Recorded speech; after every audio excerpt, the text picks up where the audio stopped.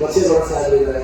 ನಮ್ಮ ಎಳವಳ್ಳಿ ರಮೇಶ್ ಅವರ ಕಾಂಟ್ರಿಬ್ಯೂಷನ್ ಕಳೆದ 15-20 ವರ್ಷದಿಂದ ಅವರ ಕಾಂಟ್ರಿಬ್ಯೂಷನ್ ಸಾಕಷ್ಟಿದೆ. ಸ್ವಾಮೀಜಿ ಇವತ್ತು 10 ಎಕರೆ ಸಪೋಸ್ ಇದ್ದಿದ್ರೆ ಒಂದು 40-50 ಕೋಟಿ ಆಸ್ತಿ. ಅದು ಅವತ್ತು ಅನ್ಕಂಡೀಷನಲಿ ಅದು ಸರ್ಕಾರಿ ಶಾಲೆಗೆ ಬರೆದಿದ್ದಾರೆ. ಅವ್ರ ತಾತನವರ ಕಾಂಟ್ರಿಬ್ಯೂಷನ್ ಸ್ಮರಿಸ್ತೇನೆ. ಸರ್, ಎಲ್ಲ ಒಕ್ಕಲಿಗ ಸಮುದಾಯದ ಮುಖಂಡರು ಹಿರಿಯರಿದ್ದೀರ. ಸ್ವಾಮೀಜಿ, ನಿಮ್ಮೆಲ್ಲರ ಆಶೀರ್ವಾದ ನನ್ನ ಮೇಲೆ ಸದಾ ಇರಬೇಕು. ನಾನು ನಮ್ಮೂರಿಗೆ ನಮ್ಮ ಶಾಸಕ ಅಂತ ಒಂದು ಕಾರ್ಯಕ್ರಮಕ್ಕೆ ಹೋಗಿದ್ದೆ ಸರ್.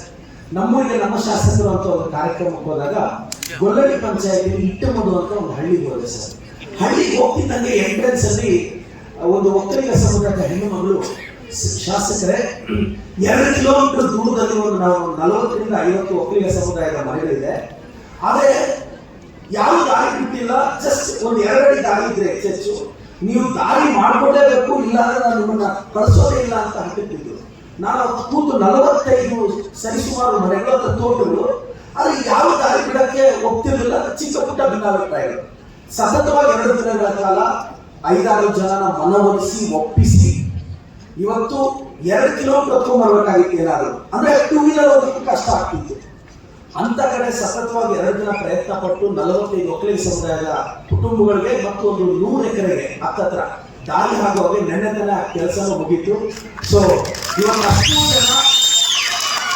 ಅಷ್ಟು ಕುಟುಂಬಗಳು ಈಗ ಅವರು ನಿನ್ನೆ ಹೋಗಿದ್ದೆ. ನಾಳೆ ಅದು ಟೇಲ್ ಕಟ್ಟಿಂಗ್ ನಾಳೆ ಅಥವಾ ನಾಡಿದ್ದು ರಸ್ತೆ ಇಮಿಡಿಯೇಟ್ ಆಗಿ ಒಂದು 15 ಲಕ್ಷ ವೆಚ್ಚದಲ್ಲಿ ರಸ್ತೆ ಹಾಕಿಸಿದೆ. ಮೆಟ್ಲಿಂಗ್ ರೋಡ್ 1-1.5 ಕಿಲೋಮೀಟರ್ ಮಿಕ್ಕಿದ್ದು CC ರೋಡ್.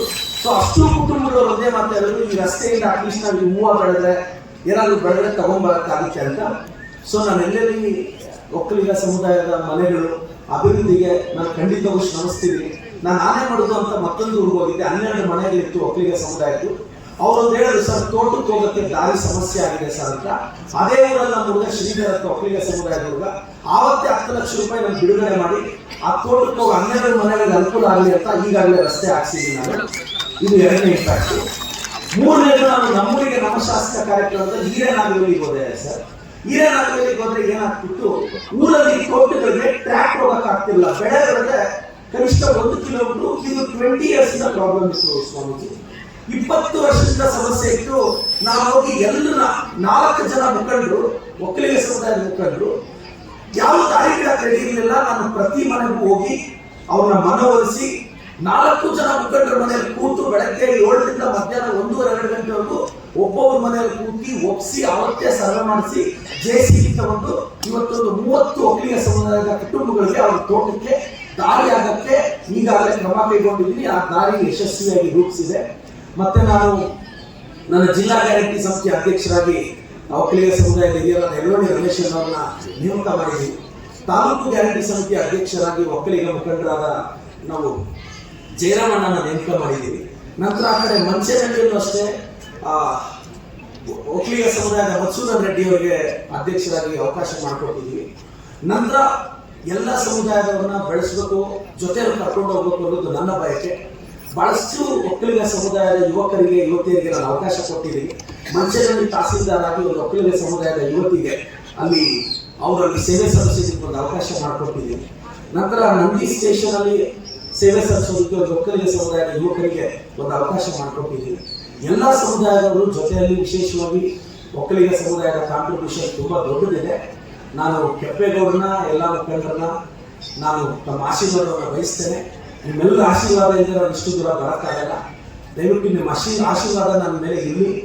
ನಾನು ನಿಮ್ಮ ಸಮುದಾಯದ ಗೆಲುವಿಗೆ ಯಶಸ್ಸಿಗೆ ಮತ್ತೊಂದು ಸ್ವಾಮೀಜಿ, ನಾನು 9,000 ಮಕ್ಕಳಿಗೆ ಈಗಾಗಲೇ ಸ್ಕಾಲರ್ಶಿಪ್ ಕೊಟ್ಟಿದ್ದೀನಿ.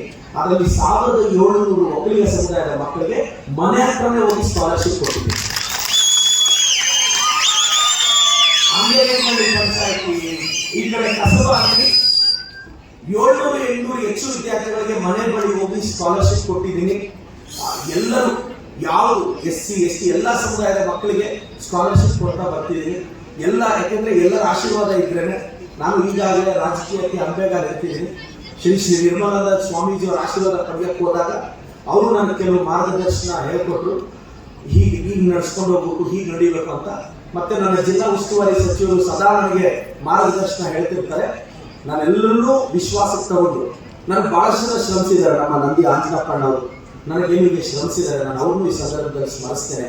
ಬಹಳಷ್ಟು ಜನ ಹಿರಿಯ ಮುಖಂಡರು ನನ್ನ ಗೆಲುವಿಗೆ ತುಂಬಾ ಕಷ್ಟಪಟ್ಟಿದ್ದಾರೆ. ಅವರೆಲ್ಲ ಸ್ಮರಿಸ್ತಾ ನಾನು DC ಅವ್ರಿಗೊಂದು ಪುಟ್ಟ ಮನವಿ ಇದೆ ಸರ್.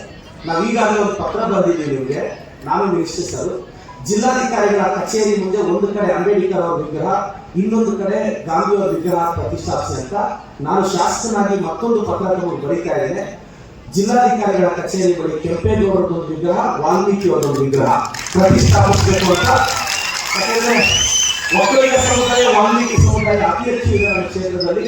ದಯವಿಟ್ಟು ಜಿಲ್ಲಾಧಿಕಾರಿಗಳ ಕಚೇರಿಯಲ್ಲಿ ಸೂಕ್ತ ಸ್ಥಾನದಲ್ಲಿ ಕೆಂಪೇಗೌಡರ ಪ್ರತಿಮೆಯನ್ನ, ವಾಲ್ಮೀಕಿಯವರ ಪ್ರತಿಮೆಯನ್ನು ಸ್ಥಾಪಿಸಬೇಕು ಅಂತ ಹೇಳಿಸ್ತಾ ಮತ್ತೊಂದು ನಾನು ನಮ್ಮ ಕೃಷ್ಣಬೈರೇಗೌಡ ಸರ್, ನನ್ನ ಕನಸಿನ ಭರವಸೆಯ ನಾಯಕ DK ಶಿವಕುಮಾರ್ ಸರ್ ಅವರನ್ನ ಸ್ಮರಿಸ್ತಾ ಅವ್ರ ಭವಿಷ್ಯ, DK ಸಾಹೇಬರ ಭವಿಷ್ಯ ಉಜ್ವಲ ಆಗಬೇಕು, ಅವ್ರು ಮತ್ತೊಂದು ಹೆಜ್ಜೆ ಮುಂದೆ ಹೋಗ್ಬೇಕು ಅಂತ ಭಗವಂತ ಆಶಿಸ್ತಾ ಭಾಷಣ ಮುಗಿಸ್ತೇನೆ.